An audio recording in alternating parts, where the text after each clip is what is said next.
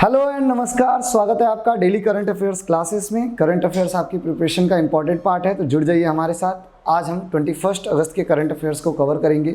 उससे पहले मैं कहना चाहूँगा चैनल को लाइक, सब्सक्राइब और शेयर कर लीजिए, क्योंकि ये बहुत ही इंपॉर्टेंट करंट अफेयर्स होते हैं जो आपकी प्रिपरेशन में हेल्पफुल भी रहेंगे। और हम भी बड़े मेहनत करके ये चीज़ आपके लिए लेके आते हैं, तो चैनल को लाइक, सब्सक्राइब और शेयर करिए। आइए आज का करंट अफेयर स्टार्ट करते हैं।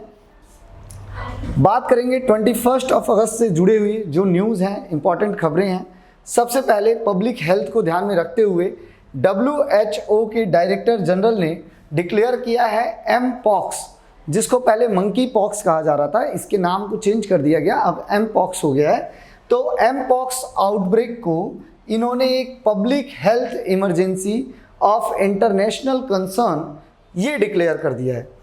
अब public health emergency of international concern का मतलब ये होता है कि ऑल ओवर द वर्ल्ड लोग इससे इन्फेक्टेड हो सकते हैं और ये बीमारी बहुत तेज़ी से स्प्रेड कर रही है। अभी इसका लिमिटेशन हम देखें तो अफ्रीकन कॉन्टिनेंट और उसमें जो कंट्रीज़ आती हैं उस वहाँ तक है, ठीक है। लेकिन क्योंकि पहले से ही एक तरह से ये इस कंसर्न को सबको अवेयर कर देना, वहाँ तक लोगों तक पहुँचा देना बहुत ज़रूरी है, बिकॉज हमने ऑलरेडी एक पैंडमिक जो कोविड-19 था उसको हम देख चुके हैं। तो इसलिए इस चीज़ को लेते हुए कंसर्न ये निकल के आया है। सो वर्ल्ड हेल्थ ऑर्गेनाइजेशन जो दुनिया भर के हेल्थ से रिलेटेड जिस चीज़ों को रिस्पॉन्सिबिलिटी लेते हैं उससे रिलेटेड अवेयरनेस फैलाते हैं, उसके डायरेक्टर जनरल हैं डॉक्टर टेड्रोस एडनोम। इनका नाम याद रखना है, ठीक है। डॉक्टर टेड्रोस एडनम घेब्रेयेसस इन्होंने डिक्लेयर किया है एम पॉक्स यानी मंकी पॉक्स को disease public health emergency of international concern, जिसको PHEIC भी कहते हैं। And after an upsurge in the mpox case in the Democratic Republic of Congo and other African countries की, African countries में, और specially एक देश की बात हो रही है यहाँ पे, अफ्रीकन देश की, that is democratic Republic of Congo. वहाँ पे जिस तरीके से पेशेंट्स बढ़े हैं एमपॉक्स के, उसको लेके ये कंसर्न आया है। So this is the second time that mpox has been declared as PHEIC। इससे पहले भी डिक्लेयर किया गया था। अगर हम बात करते हैं 2 साल पहले जुलाई 2022 में, फिर थोड़ा सा बीमारी जब रिलैक्स हुआ तो ठीक है, उसको अभी रहा गया। लेकिन एक बार फिर से ये वार्निंग आ गई है कि कहीं ना कहीं अगर हम बात कर रहे हैं तो ये जो है WHO की तरफ से एक इमरजेंसी सिचुएशन बताया गया है कि बहुत तेज़ी से ये स्प्रेड कर रहा है। So monkey pox disease was renamed mpox by the WHO in November 2022। और रीनेम करने के पीछे जो रीज़न था वो था कि जो मंकी पॉक्स कहा जा रहा है ना, ये वर्ड कई लोगों ने क्रिटिसाइज़ किया कि ये एक रेसिस्ट एंड स्टिग्मेटाइजेशन क्रिएट कर रहा है, ठीक है, किसी चीज़ के साथ जोड़ देना। जैसे मंकी पॉक्स को हम जोड़ दे रहे हैं कि ये पर्टिकुलरली मंकी से ही स्प्रेड हो रहा है, ऐसा नहीं है। मंकी पॉक्स एक वायरस है, स्टार्टिंग मंकी से हुई थी तो उसका नाम उस चीज़ पे पड़ गया, लेकिन हम कहेंगे कि it is a virus. Monkey pox is a virus जो कि स्प्रेड होता है एनिमल से या कांटेक्ट में, इन्फेक्टेड पर्सन के कांटेक्ट में आने से। कांटेक्ट में आने के कई तरीके होते हैं, तो उस सब चीज़ों को लेके यहाँ पे बोला गया कि जो मंकी पॉक्स है ये नाम हटाया जाए, तो एमपॉक्स कर दिया गया है consider. So no such cases of mpox has been detected in India. अच्छी बात यह है भारत के अंदर अभी तक कोई केस एमपॉक्स का नहीं मिला है। Designating a disease as a public health emergency of international concern, ये WHO का हाईएस्ट अलर्ट लेवल है, यानी इससे हाईएस्ट कुछ नहीं है, तो आप समझ सकते हैं काफ़ी सीरियस इशू है। It is based on WHO international health regulation established in 2005 to define countries' rights and obligation handling cross border public health occurrences, कि क्रॉस बॉर्डर जो भी पब्लिक हेल्थ ऑकरेंसेस हो रही हैं उसके कंसर्न को लेके WHO के पास बिल्कुल ये राइट है कि सबको अवेयर करा सकता है। According to WHO, PHEIC implies a serious, sudden, unusual or unexpected situation that carries implication for public health beyond an affected country। कि ऐसा नहीं है कि सिर्फ एक देश तक ये चीज़ सीमित है, ये बॉर्डर को नहीं देखता है जब बीमारी की बात आती है, जैसे हमने कोविड पैंडमिक में देखा था, ठीक है। तो यही चीज़ एमपॉक्स को लेके पहले से अवेयर कराने की कोशिश किया जा रहा है WHO की तरफ से। एमपॉक्स के बारे में थोड़ा सा बात करेंगे, तो जिसको मंकी पॉक्स भी कहा गया, अब इसका नाम चेंज कर दिया गया है। Mpox was first identified in monkeys, सबसे पहले मंकीज़ में ये आइडेंटिफाई हुआ, फिर जूनोटिक डिजीज़ बन गया। जूनोटिक डिजीज़ का मतलब कि ऐसी बीमारी जो ह्यूमन से एनिमल से ह्यूमन में ट्रांसमिट हो और ह्यूमन से एनिमल में ट्रांसमिट हो, तो ये ऐसे जूनोटिक डिजीज बना। फिर एक एंडेमिक डिजीज बन गया था ट्रॉपिकल रेन फॉरेस्ट में। एंडेमिक डिजीज मतलब कि एक उस एरिया पर्टिकुलर रीजन में लिमिटेड था, राइट। और अब जाके ये एक इंटरनेशनल लेवल पे इसकी वार्निंग आ चुकी है कि ये धीरे धीरे स्प्रेड कर रहा है बहुत तेजी से। Because it was transmitted from animal to human, it is called a zoonotic disease. Mpox virus is transmitted from one person to another person through prolong contact, मतलब लॉन्ग कॉन्टैक्ट में आने से ये होता है इन्फेक्टेड पर्सन के। It is also transmitted through sexual contact से भी होता है, कॉन्टैक्ट थ्रू एनिमल लिसेंस या बॉडी फ्लूइड से भी होता है, रेस्पिरेटरी ड्रॉपलेट से भी होता है, कॉन्टेमिनेटेड मटेरियल जैसे कि जो इन्फेक्टेड पर्सन है जो चीज़ें यूज़ कर रहा है, बेडिंग वगैरह जो बिस्तर यूज़ करते हैं और भी बहुत सारी चीज़ें, उसको भी अगर उसके कॉन्टैक्ट में कोई नॉर्मल पर्सन आएगा तो डेफिनेटली उसके इन्फेक्टेड होने के चांस रहेंगे। There is no specific vaccine. सबसे बड़ी चीज़ ये है कि इस पर्टिकुलर जैसे कोरोना का वैक्सीन डेवलप करते करते टाइम लग गया, इसका कोई स्पेसिफिक वैक्सीन अभी नहीं अवेलेबल है। और जो वैक्सीन स्मॉल पॉक्स के लिए यूज़ की जाती है उसी को एमपॉक्स के लिए भी यूज़ किया जा रहा है, और जो कि 85% इफेक्टिव है। ये एक बड़ी चीज़ है, ठीक है, इस पर्टिकुलर बीमारी में। नेक्स्ट न्यूज़ है, India Japan hold 2+2 dialogue with focus on Indo Pacific region को ध्यान में रखते हुए भारत और जापान का 2+2 डायलॉग अभी हुआ है। 2+2 डायलॉग मिनिस्ट्रियल लेवल पे ये किया जाता है, जिसमें डिफेंस सेक्रेटरी और फॉरेन मिनिस्टर वो इंक्लूडेड रहते हैं, ठीक है। सो मिनिस्ट्रियल लेवल का मतलब हमारे यहाँ मिनिस्टर हो जाते हैं, वहाँ सेक्रेटरी क्या देते हैं। So defence and foreign affairs minister of both the countries was held in, अगर अमेरिका होता तो वहाँ पे सेक्रेटरी देखने को मिलता है, यहाँ जापान है तो दोनों देशों के डिफेंस मिनिस्टर फॉरेन मिनिस्टर ये मिले हैं, इसलिए इसको 2+2 डायलॉग कहा जाता है। अब ऑब्वियस सी बात है कि ये जो डिस्कस करेंगे mechanism for both countries to discuss bilateral regional and global issues, कि इन सब के ऊपर चर्चा हुआ है कि एक दूसरे को म्यूचुअल इंपॉर्टेंस देते हुए। It was started in 2019। ये जो 2+2 डायलॉग का कॉन्सेप्ट है 2019 से इसकी शुरुआत की गई। इंडिया जापान की अगर हम बात करते हैं तो इन दोनों के रिश्ते को और गहरा करने के लिए। लेकिन ऐसा नहीं है कि सिर्फ जापान के साथ ही हमारा 2+2 डायलॉग होता है, हमारा यूएसए के साथ, ब्राज़ील के साथ, ऑस्ट्रेलिया के साथ, रसिया के साथ, इन कंट्रीज़ के साथ भी 2+2 डायलॉग होता है। उसकी एक हिस्ट्री हम देख लेंगे अभी। India Japan share close ties and will celebrate the 10th year of their special strategic and global partnership. हमारी जो स्पेशल स्ट्रैटेजिक ग्लोबल पार्टनरशिप का एक रिलेशन रहा है उसके 10 साल पूरे हो रहे हैं ये 2024 के अंदर, तो हम इसको एक सेलिब्रेट भी कर रहे हैं। 13th India Japan annual summit meeting in Japan in October 2018, वहाँ पे 2018 में प्राइम मिनिस्टर नरेंद्र मोदी और जापानी प्राइम मिनिस्टर उस समय थे जिनका असैसिनेशन किया गया, Shinzo Abe, he decided to start a 2+2 meeting. इन लोगों ने डिसाइड किया कि हम एक 2+2, they decided to start a 2+2 meeting, और हमारा डिफेंस का और फॉरेन अफेयर्स का जो रिश्ता है वो और अच्छा होगा। First India Japan 2+2 dialogue was held in New Delhi. तो पहला जो मीटिंग हुई थी इंडिया और जापान की 2+2 डायलॉग की वो न्यू दिल्ली में हुआ था 2019 में। सेकेंड जो हुआ था वो हुआ था टोक्यो जापान के अंदर, वो 2022 सितंबर में हुआ था। और Indian external affairs minister doctor S Jaishankar और डिफेंस मिनिस्टर राजनाथ सिंह ने तीसरा इंडिया जापान 2+2 डायलॉग को जो है होस्ट किया है, ठीक है। जापानी side was led by defence minister. अब जापान के जो डिफेंस मिनिस्टर थे उनका नाम है Kihara Minoru, and minister of foreign affairs miss योको Kamikawa. आपने पिक्चर देखा लास्ट स्लाइड्स पे, तो ये लोग आए थे अपना डिफेंस मिनिस्टर और फॉरेन मिनिस्टर को रिप्रेजेंट करते हुए। रिप्रेजेंट क्या वही हैं। So during the talk both sides review the bilateral cooperation and explored new initiative to further strengthen the engagement of between the two countries. They also exchange views on regional and global issue, जो भी Pacific Indo Pacific reason में जो चीज़ें हैं उसके ऊपर discuss किया गया। एंड राजनाथ सिंह जो डिफेंस मिनिस्टर हैं उन्होंने सेपरेटली टॉक किया with the Japanese defence minister, आगे हमारे डिफेंस को लेके कैसे और रिश्तों को मजबूत किया जाए। India started 2+2 dialogue with another countries also. जैसा कि मैंने आपको बताया इंडिया ने 2+2 डायलॉग जो है यूएसए के साथ भी स्टार्ट किया हुआ है, रसिया, जापान, ऑस्ट्रेलिया और ब्राज़ील, इन देशों के साथ भी हम 2+2 डायलॉग जो है टाइम टू टाइम कंडक्ट करते रहते हैं। यूनाइटेड स्टेट्स की अगर हम बात करते हैं तो इंडिया पहला मतलब भारत के साथ पहला 2+2 डायलॉग जिस देश का हुआ वो था यूनाइटेड स्टेट्स, ठीक है, with which India started 2+2 dialogue. और first US 2+2 dialogue, India US 2+2 dialogue जो है वो हुआ था 2018 में न्यू दिल्ली में। फिफ्थ इंडिया यूएस डायलॉग जो है वो अगर रिसेंटली अगर हम बात करते हैं तो नवंबर 2023 अगेन न्यू दिल्ली के अंदर ही हुआ था। रसिया के साथ first India 2+2 dialogue, India Russia 2+2 dialogue हुआ था, वो हुआ था दिसंबर 2021 में। ऑस्ट्रेलिया के साथ भी हमने सितंबर 2021 में एक ऐसे परंपरा ट्रेडिशन जैसा चला दिया हमने, और ये अच्छा भी है दो देशों के बीच संबंधों को और मजबूत करने का, ट्रेड को, कोऑपरेशन को, डिफेंस को, ठीक है, इन सबको मजबूत करने का।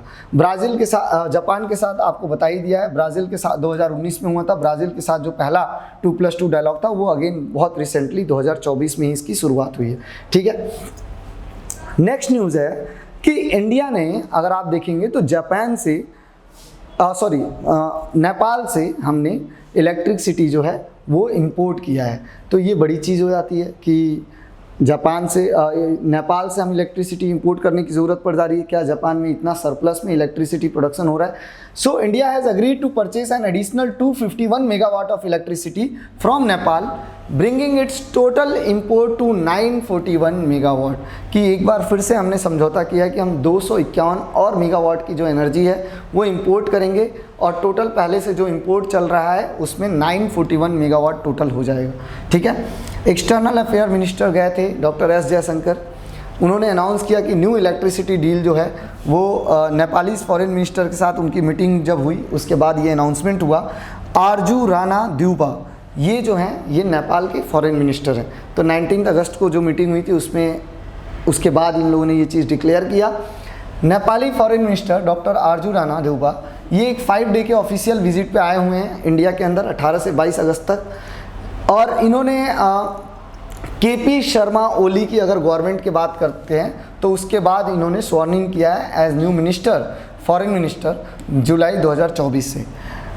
तो एक हमारे बीच जो रिश्ता है, आप देखिए नेपाल और इंडिया के बीच थोड़ा खट्टा मीठा रिश्ता रहा है पिछले कुछ सालों में अगर हम देखते हैं तो, राइट। डिप्लोमेटिक रिलेशंस भी हमारे बहुत अच्छे नहीं रहे हैं। सो अब जाके धीरे धीरे उसको इम्प्रूव करने की बात की जा रही है।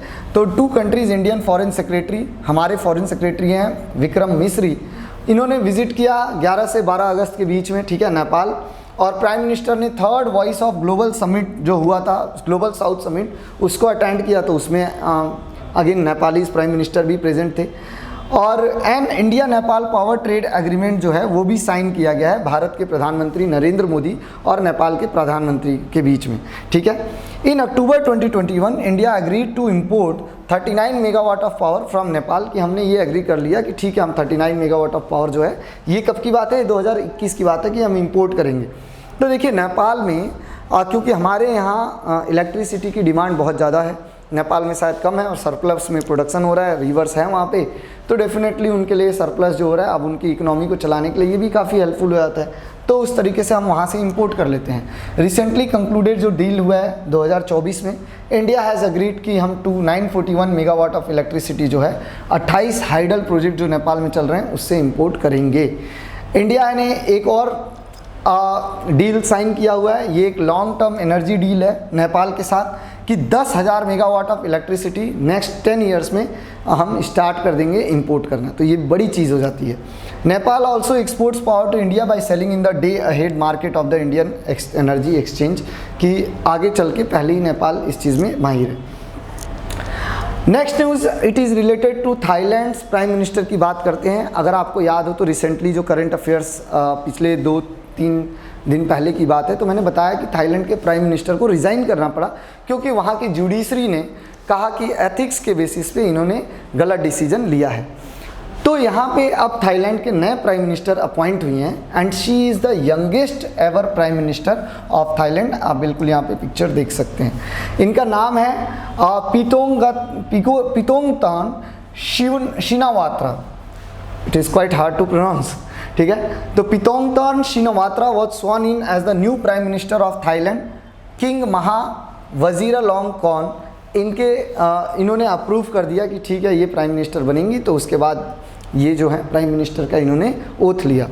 पितोंगतोन Shinawatra will replace her fellow party man, इन्हीं के पार्टी के जो मैंने जैसे बताया कि रिज़ाइन करना पड़ा। इनका नाम था श्रेत थाविजिन, और इनको इसलिए रिज़ाइन करना पड़ा क्योंकि इन्होंने अपने कैबिनेट में, मिनिस्ट्रीज़ में एक ऐसे आदमी को मिनिस्टर बनाया जो ऑलरेडी 6 साल का अपना 6 महीने का टेन्योर जो है जेल में कट करके आए थे, मतलब काट के आए थे, कट करके नहीं, और इसलिए काट के आए थे कि उन्होंने एक जज को ब्राइब करने की कोशिश की, और कह रहे थे लोग कि अभी भी ये डिसऑनेस्ट हैं। ये इस बात को प्रधानमंत्री जानते थे। उसके बाद भी इन्होंने अपॉइंट किया तो वहाँ की जुडिशरी जो है, constitutional judiciary, that is very strong. तो उस जुडिशरी ने क्या किया, एथिक्स के बेसिस पे इनको क्या किया, हटा दिया प्रधानमंत्री की पोस्ट पे, और इनको रिज़ाइन करना पड़ा। ठीक है। और एक और चीज़, ऐसा नहीं है कि थाईलैंड जो है और वहाँ की जुडिशरी बहुत पावरफुल है, ये चीज़ पावरफुल देखने को मिल रहा है। कुछ पिछले 16 सालों में हम कहें तो 4 बार पीएम जो हैं हट गए हैं, टेन्योर कंप्लीट नहीं कर पाए हैं। ठीक है, तो एक बड़ी चीज़ है। एंड कॉन्स्टिट्यूशनल कोर्ट ने वायलेटिंग ऑफ एथिक्स, इसके बेसिस पे उनको हटा दिया। यही सारी न्यूज़ में आप देखेंगे। और पितोंगतोन शिनवात्रा जो हैं वो फ्यू थाउ पार्टी से बिलोंग करती हैं, जो हटे हैं वो भी इसी पार्टी से बिलोंग करते थे। जिस पर्टिकुलर जिसके कारण इनको हटना पड़ा, इन्होंने क्या किया, मिनिस्टर बनाया Pichit Chuenban, who had previously served a jail sentence, और इसके कारण इनको हटना पड़ा। नेक्स्ट न्यूज़ है, Riiohlang Dhar appointed assistant referee for 8th FIFA under 17 women's world cup. तो अंडर 17 वीमेंस वर्ल्ड कप होने जा रहा है, एक बार भारत ने भी होस्ट किया हुआ है इसे। अब देखिए कितनी बड़ी चीज़ हो जाती है कि हम वर्ल्ड कप, फीफा की जब बात करते हैं, फुटबॉल की जब बात करते हैं, तो हम इतना पीछे हैं कि हमारी जो एक रेफरी हैं, अच्छी बात है कि ये बिल्कुल सेलेक्ट हुई हैं, एक असिस्टेंट रेफरी के रूप में अंडर 17 फीफा वर्ल्ड कप में ये सेलेक्ट हुई हैं, और ये एक बड़ी न्यूज़ बन जा रही है। तो अब हमने जो है फुटबॉल में अभी बहुत रास्ता तय करना है, इससे पता चल रहा है। World football governing body FIFA ने सेलेक्ट किया है, मेघालय की हैं रियोलैंग धार, एंड इनको एक असिस्टेंट रेफरी के रूप में सेलेक्ट किया गया है 8th under 17 women's world cup, जो कि खेला जाएगा डोमिनिकन रिपब्लिक के अंदर, right. So 8th FIFA under 17 women's world cup will be held in Dominican Republic from 16 October to 3 November. इसके बीच ये फीफा वर्ल्ड कप अंडर 17 खेला जाएगा। अगर हम बात करते हैं तो इंडिया ने होस्ट किया था 7th FIFA under 17 world cup, जो कि 2022 में, एंड स्पेन उसमें विक्टोरियस रहा था, चैंपियन टीम, जिसने फाइनल में कोलंबिया को हराया था। 34 year old Riiohlang Dhar, she is the second Indian after Uvena Fernandes. Uvena Fernandes के बाद ये दूसरी ऐसी इंडियन है जो कि एक असिस्टेंट रेफरी के रूप में अंडर 17 वुमेन्स वर्ल्ड कप में सेलेक्ट हुई हैं। Uvena Fernandes was an assistant referee in the 5th FIFA under 17 world cup 2016, जो कि जॉर्डन में हुआ था। Riiohlang Dhar is one of the 38 match official selected by FIFA for the 8th under 17। तो फीफा में लगभग 38 मैच ऑफिशियल्स हैं, उनमें से एक आपकी हैं रियोलैंग धार। फीफा के बारे में हम बात करते हैं तो फीफा अगर फ्रेंच में देखें तो इसका प्रोनाउंसिएशन आता है फेडरेशन इंटरनेशनल दे फुटबॉल एसोसिएशन, राइट। सो फीफा और the federation international they football association की अगर हम बात करते हैं तो ये हाईएस्ट गवर्निंग बॉडी है फुटबॉल की दुनिया भर में, और इसीलिए फीफा वर्ल्ड कप आप देखते हैं काफ़ी मशहूर भी है, इंडिया में भी काफ़ी पॉपुलर है। वैसे इंडिया में क्रिकेट ज़्यादा पॉपुलर है, हम सबको पता है। It is the international governing body of association football, futsal and beach soccer. Football के अलावा फुटसल और बीच सॉकर का भी यही मेन गवर्निंग बॉडी होती है। एक नॉन प्रॉफिट ऑर्गेनाइजेशन है, इसका हेडक्वार्टर ज्यूरिक स्विट्जरलैंड में मिल जाएगा, और इसके प्रेसिडेंट हैं गियानी इन्फैंटिनो, ठीक है। ये थे आज के करंट अफेयर्स। कुछ सेल्फ रिसर्च के टॉपिक भी हैं जिसको पढ़ के समझ के आप अपनी अपनी जो नॉलेज है उसको बढ़ा सकते हैं। इंपॉर्टेंस तो बढ़ी जाएगी अपने आप ही। What are the government rules and central law for safety of doctors. आज देखिए डॉक्टर से कंसर्न जो रेप केस हुआ है बंगाल के अंदर, उसके बाद आप अचानक से देखेंगे पूरे देश भर में उसको लेके प्रोटेस्ट हो रहे हैं, होने भी चाहिए, और काफ़ी स्ट्रिक्ट लॉज लेके आना चाहिए इस चीज़ के लिए। तो सेफ्टी ऑफ डॉक्टर्स को लेके क्या रूल्स हैं, अब ये काफ़ी न्यूज़ में आएगा और ये इंपॉर्टेंट एक टॉपिक बन जाएगा अगर हम बात करते हैं किसी भी कॉम्पिटिटिव एग्जाम्स के लिए। सो की findings of clean Ganga mission क्या है, सेक्युलर सिविल कोड से आप क्या समझते हैं, इंटरनेशनल अर्थ साइंस ओलंपियाड की फाइंडिंग्स क्या हैं, और के हेमा कमेटी रिपोर्ट की जो फाइंडिंग्स हैं उसके बारे में पढ़िए।